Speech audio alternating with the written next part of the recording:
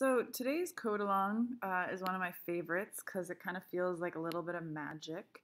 I really love CSS Grid because of its ability to make responsive layouts. So you can see when I have a desktop view, I have a two-column view, my headers going across the top, work samples and education on the left, experience on the right, and then I have a footer at the bottom.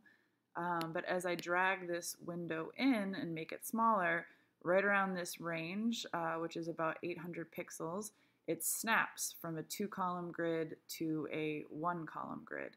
So this is one of the most important things to learn about when you are building responsive websites, is how to have something look appropriate on a desktop device and a mobile device. Tablets tend to be somewhere in the middle, and you can either build a custom grid for tablets specifically, or I would say what's more common in industry standard is to just have them kind of share the same one as either the mobile device or the desktop, depending on your grid.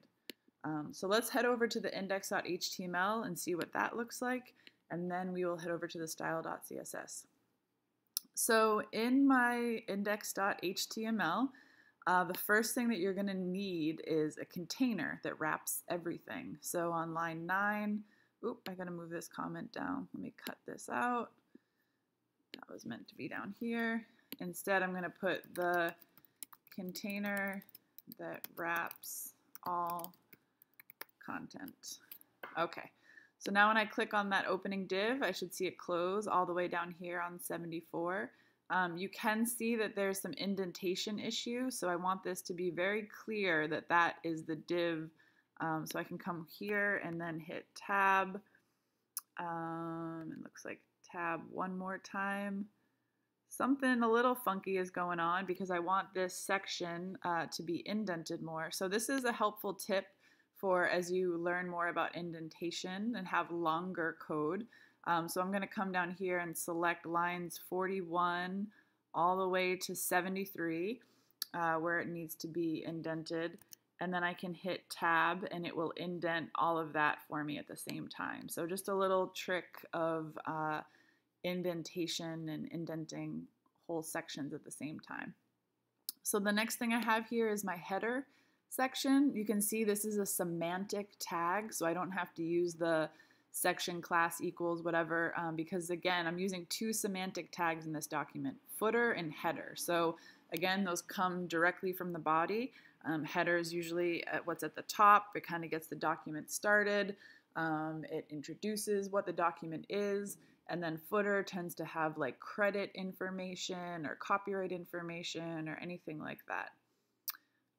The next thing I have up is I have to use a section tag. So I have this section with class equals work, and in there I have my work section. Then I have education, same way, section class equals dot, and then my experience section. And it's very important to make sure that you spell section correct, that you spell experience correct, all these things, because again, if your style.css and your index.html don't match up exactly, it's not going to work. So you can see that I have some stuff wrapped in, H1s, H3s already, but I still have a significant amount of work I have to do putting this content. But it will work for the sake of today's demo if you don't have everything wrapped in HTML tags yet. Okay, so then in the style.css, I have it broken into different sections. So I'm going to make that step 2 and that step 3. Okay, so the first thing that you want to do is you want to write in all the names of your section. So yours will be slightly different than mine, but you might have, maybe this is called dot title or something like that. Everyone's going to be slightly different, but you want to get those section names from your HTML and put them in here. So the first thing you're going to do is write each of your sections down. And then the next thing that you're going to do is assign each of them a letter for a grid area. So it's good to use ones that are somewhat related to it. So like H for header, for example. I ran into a situation with education and experience where I had 2 E's.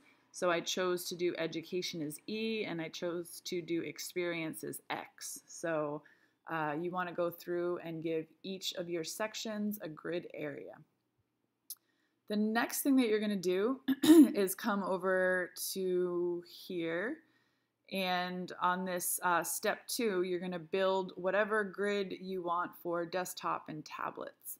So again, this is that container that wraps everything.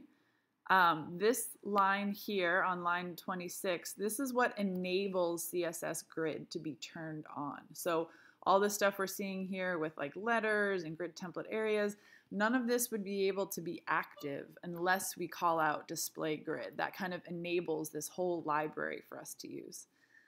This grid gap is what is the space between grid lines. And then this is a really important one, this grid template column. So you want to put whatever here the number is of the amount of columns that you have. So some people are doing 3-column grids, some people are doing 2-column grids. So you want to put in here for your desktop and tablet how many grid lines that you want, how many columns you want. So I have 2. I love this command here, line 31, grid template rows, and then just set it to auto. That basically means rather than me have to go in and build all of the rows that I need, it basically, that command just says take up as much space as you need, like kind of automatically size it to whatever the content is. So this tends to be a great command to use. And then the last one is building your grid. So I want my header to span the whole first column. So that's why I put H and H next to each other.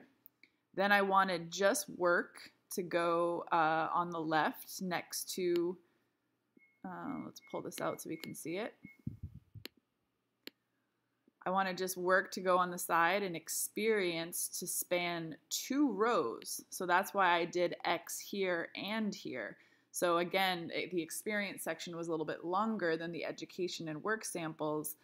So that's why I gave this 2 columns here. And then my footer spans the whole bottom. So one of the things that developers love about CSS Grid is that if you want to change the order of things, you don't have to go back to your HTML and reorder everything. You can do it right in your CSS. So for example, if I go to show this to all of you and you say, I really like how Lara's resume is coming along, but I really wish experience was on the left, work samples was on the right, and maybe education was seen before that. So let's see what that looks like in real time, kind of rearranging that. So I could come over here and be like, okay, let's see what experience looks like on the left instead. So I put my 2 X's there. Don't get nervous if you see everything kind of break for a minute. That's just kind of how CSS Grid works. It's like very finicky, meaning that if anything's not in the right place, it's just gonna break. And then you just kind of have to wait until you get everything back the way you want it. So I have those 2 X's here on the left, and then I'm gonna do W and then E. So I just kind of switched that layout, right?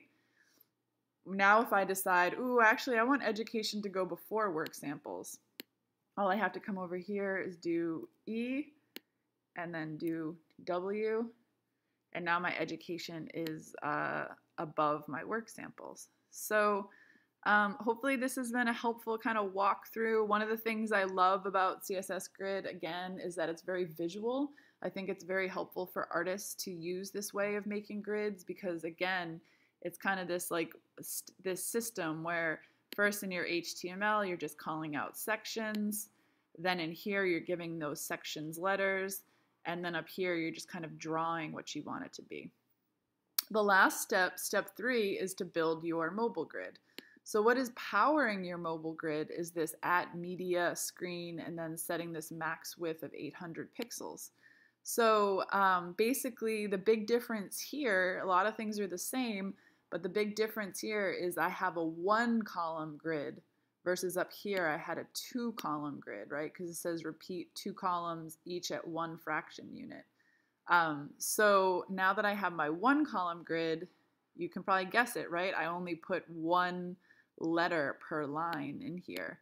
So if I come here, I should be able to see that. And similarly, if the class says, oh, I really would appreciate it if your education appeared above work samples, all I have to do is come over here and type E up there, W down there. I don't have to go into my HTML. All of the changes just happen live for me in the browser. So take some time.